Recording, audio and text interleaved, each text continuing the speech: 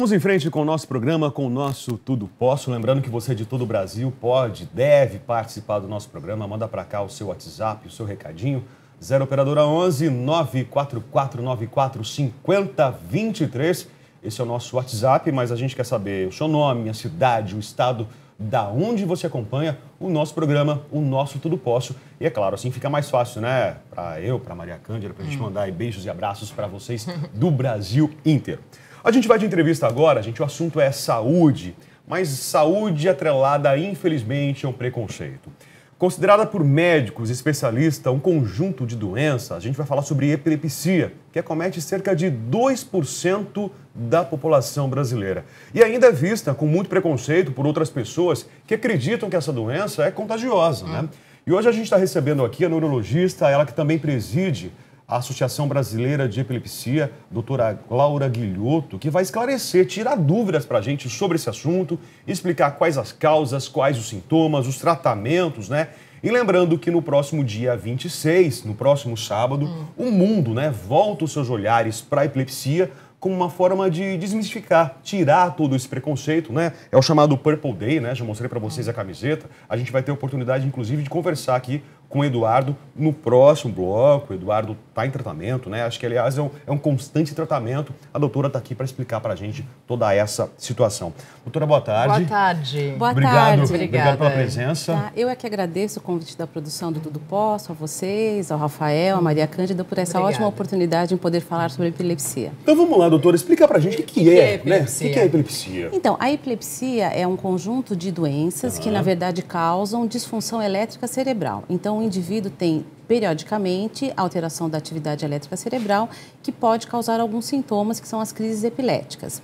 Uma crise epilética única não configura epilepsia. O indivíduo tem que ter uma tendência a apresentar essas crises de forma espontânea, através de alguma tendência genética ou alguma lesão cerebral adquirida. Então, são indivíduos que de tempos em tempos têm atividade elétrica anormal e por isso que levam, então, sintomas decorrentes dessas descargas. Tá, essa explicação é muito importante, porque assim, de repente a criança teve uma única crise lá na infância, aos 2, 3 anos de idade, não sei, né? E nunca mais teve. Isso pode acontecer, então? Ah, com certeza, Rafael. Na verdade, muitas crianças que têm a primeira crise nunca mais vão ter uma segunda, uma terceira e assim por diante. Então, apenas de 30% a 40% das que tiveram a primeira crise na infância vão desenvolver epilepsia ou, às vezes, nem epilepsia, mas uma segunda crise. Então, a crise epilética, por si só, faz com que as famílias, as pessoas que estão ao seu redor, os profissionais da área da educação, fiquem muito preocupados, porque imaginam que aquilo tem algum problema mais sério, que a pessoa pode até ter uma fatalidade, ou que eventualmente seja contagioso, porque infelizmente muitas pessoas ainda têm essa ideia. Mas, assim, uma crise única, ela pode ocorrer em qualquer um de nós, inclusive quem nunca teve uma crise epilética, porque ela é uma manifestação de uma atividade... Mesmo aos 20, 30 anos de idade? Claro, muitas crises epiléticas acontecem nessa faixa etária e, inclusive, alguns pacientes podem iniciar a epilepsia nessa faixa etária até na terceira idade, até após os 60 anos.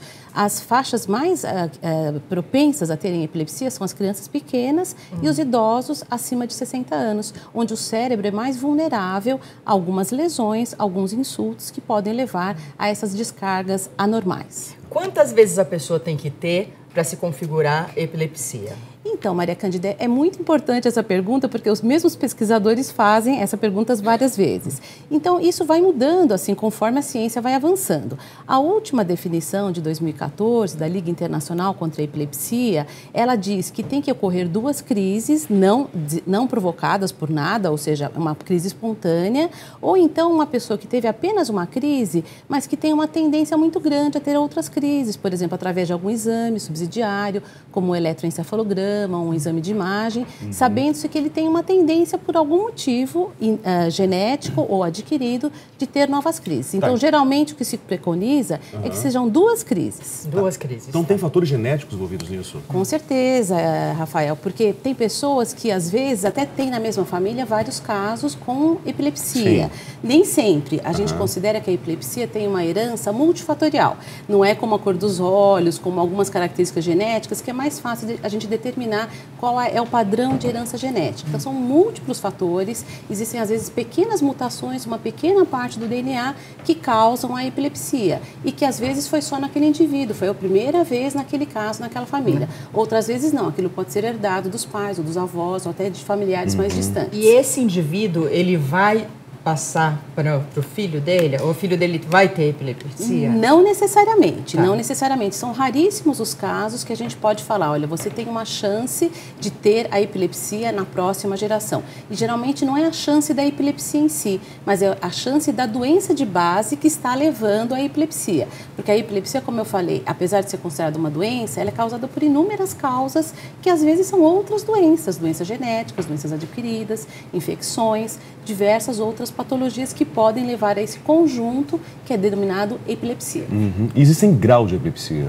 Então, Rafael, existem, porque nós consideramos que 70% das pessoas que têm epilepsia têm formas mais leves, mais benignas, que são controladas com uma ou duas medicações antiepiléticas.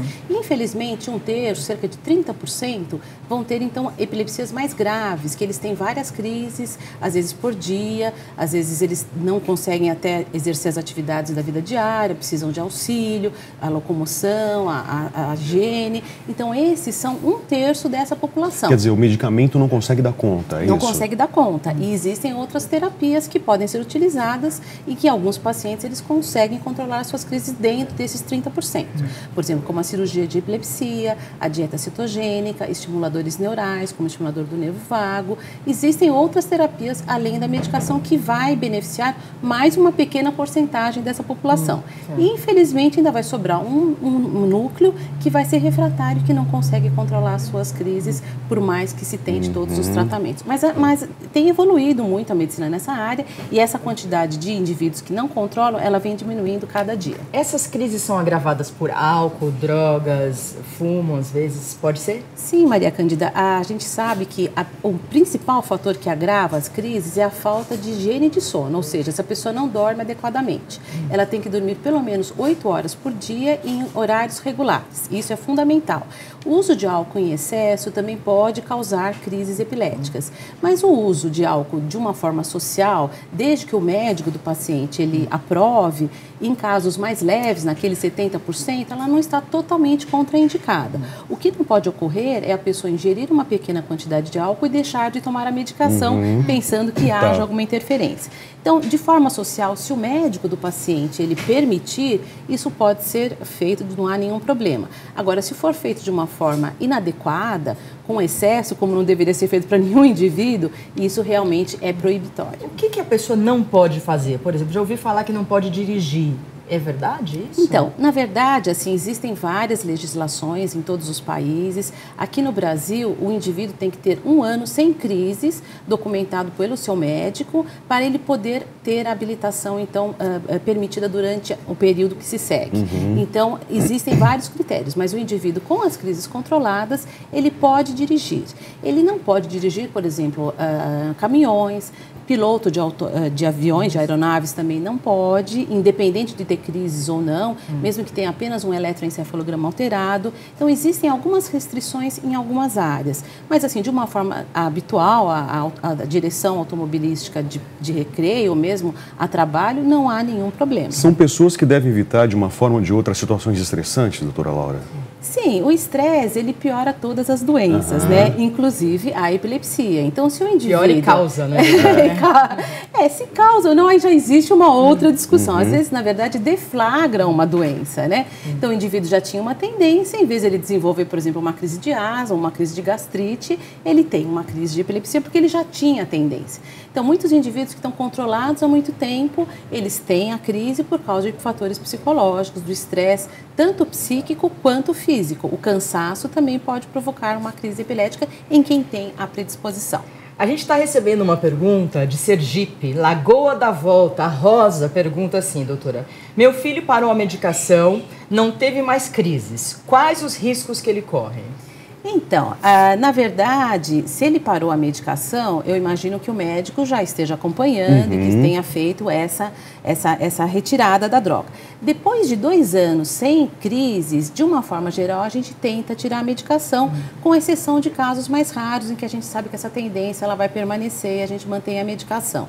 Então, vai depender muito do tipo de crise que a criança tem, é óbvio, né? A causa, se foi uma causa daquelas que a gente considera próprias da infância, que não tendem a se repetir, a chance é muito pequena, a gente estima de 2%, 3% na adolescência. Agora, se for uma causa, já que tem uma lesão cerebral, alguma coisa que foi ou inata ou durante a gestação, aí existe um risco um pouquinho maior, de 20%, 30%. Então, cada caso é um caso, o risco ele existe, mas é um risco pequeno.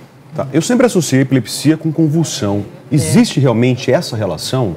Está intimamente ligado? Acho que todo mundo associa. né? E talvez até por isso que exista um estigma maior, né? A convulsão é um dos tipos de crise epilética, é um tipo de crise mais comum à população leiga e, ao mesmo tempo, é aquela que mais oferece risco físico ao indivíduo, porque ele cai, ele se machuca, ele pode eventualmente ter uma aspiração do conteúdo gástrico, mas ele, na verdade, é um tipo de crise que é mais fácil de ser observado. Mas existem várias outras formas de crise epilética de acordo com a área cerebral que as descargas estejam se manifestando. Então, a convulsão seria uma forma mais final do início de uma crise, que às vezes começa numa região cerebral e vai se espraiando até atingir outras regiões. Então, é a mais conhecida, a de mais fácil identificação e a que oferece mais riscos físicos ao indivíduo. Doutora, que sintomas eu consigo identificar que uma pessoa está tendo uma crise epilética? Então, a crise epilética, na maior parte das vezes, ela se origina em uma área do cérebro, como eu já disse.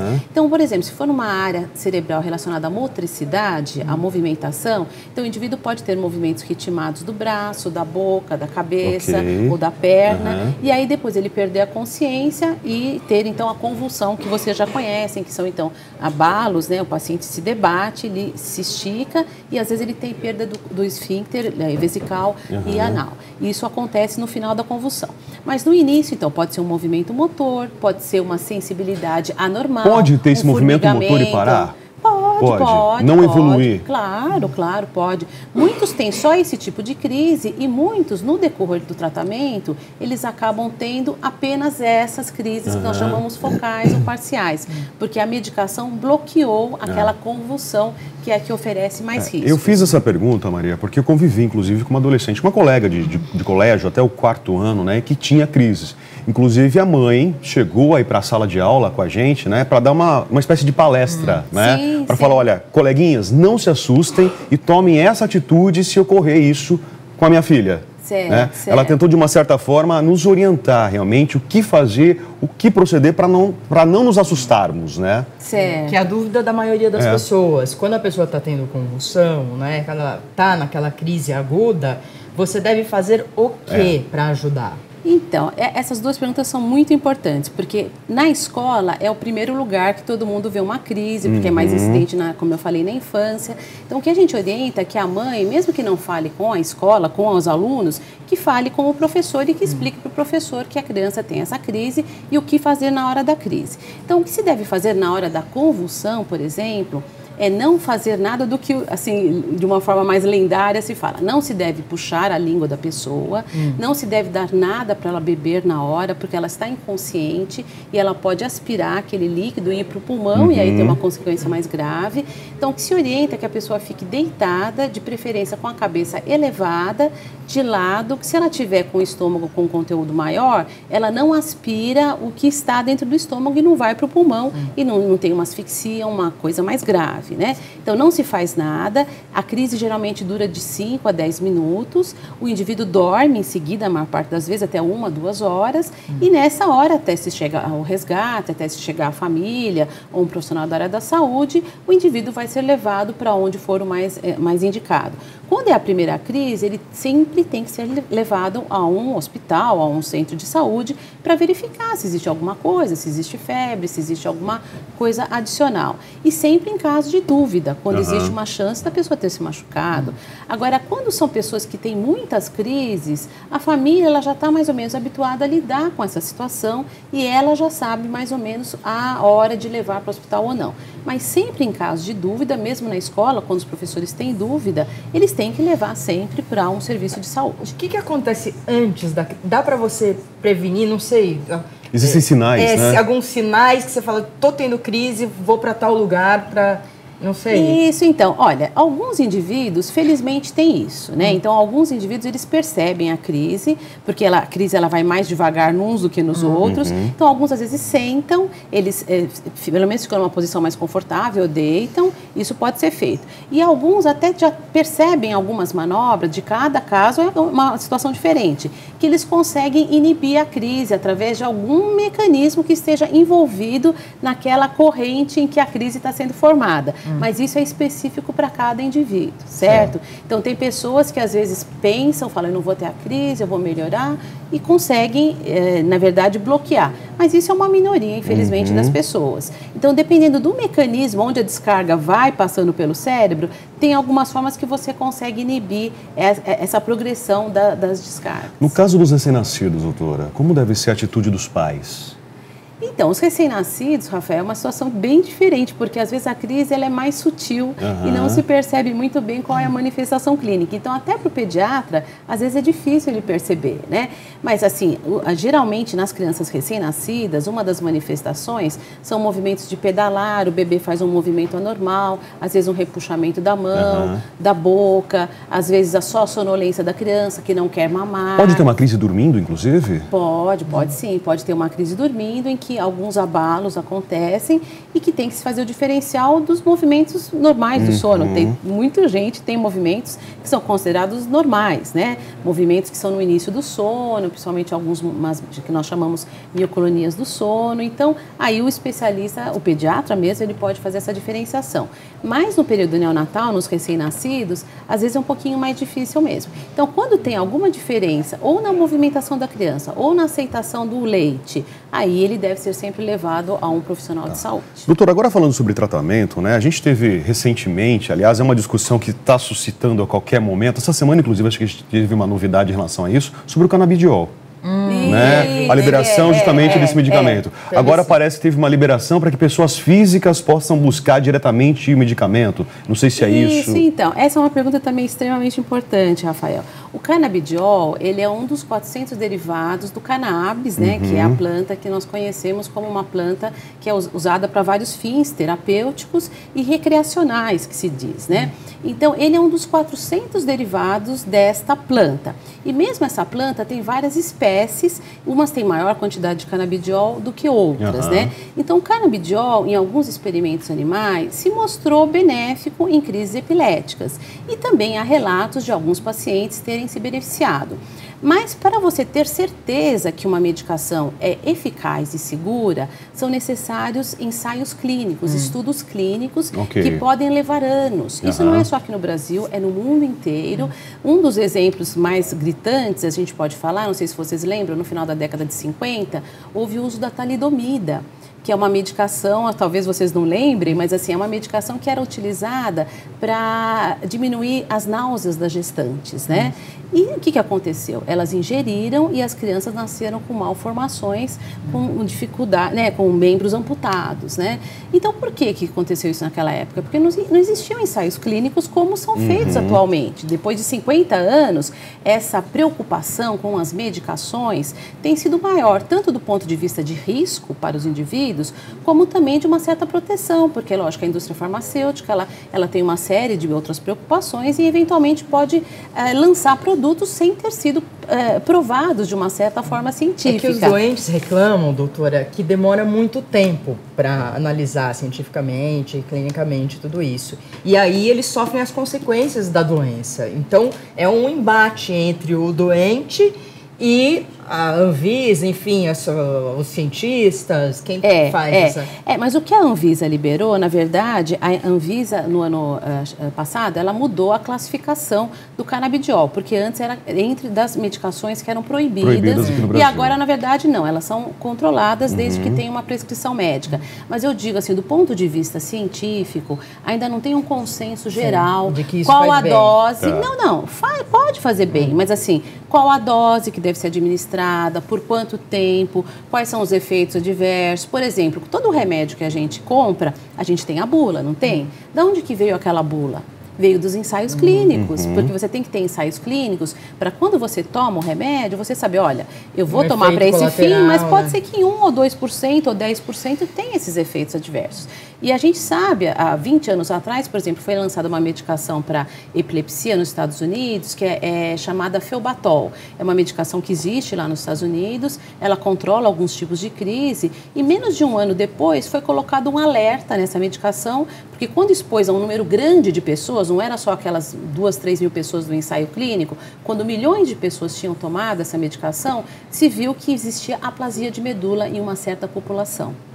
Então, a aplasia de medula, você sabe, é quando a medula não produz mais células, nem brancas, nem vermelhas, e a pessoa tem que fazer um transplante de medula óssea, mas os pacientes tinham se beneficiado com essa medicação. Então, agora, qual é a situação dessa medicação em particular, que nós nem temos no Brasil? Ela só está utilizada num número muito pequeno de pacientes, depois que todas as outras medicações não foram eficazes, e o indivíduo ele está ciente que em tantos mil indivíduos pode ter um caso de aplasia medular. Vocês entenderam? Entendi. Então, assim, a gente, é lógico, compreende... São vários casos, né? Tem que ser analisado um a um. A gente compreende a aflição das famílias, sem dúvida nenhuma. A gente tem que estar do lado delas, fazendo com que as pesquisas sejam feitas, mas que sejam auditadas e feitas conforme elas são feitas em todos os países. O próprio FDA nos Estados Unidos, que normalmente quem libera é o FDA nos Estados Unidos e a EMEA, que é na Europa, o FDA ele liberou para pesquisa.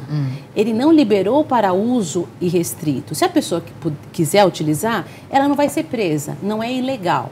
Mas, ao mesmo tempo, não está documentado que a sua eficácia, a sua segurança são estabelecidas. Que seja 100% livre. Que seja 100% livre. Então, isso tem que ser esclarecido. A gente espera que no futuro a gente tenha tanto a apresentação boa do canabidiol, de uma forma pura, porque muitas vezes quem compra o canabidiol, mesmo que vem dos Estados Unidos, é um canabidiol artesanal. Não sabe a procedência disso, não sabe a procedência, não tem regulação de fabricação, não tem controle de qualidade. E quando vem o canabidiol, também vem o THC, que é o que causa a parte alucinógena.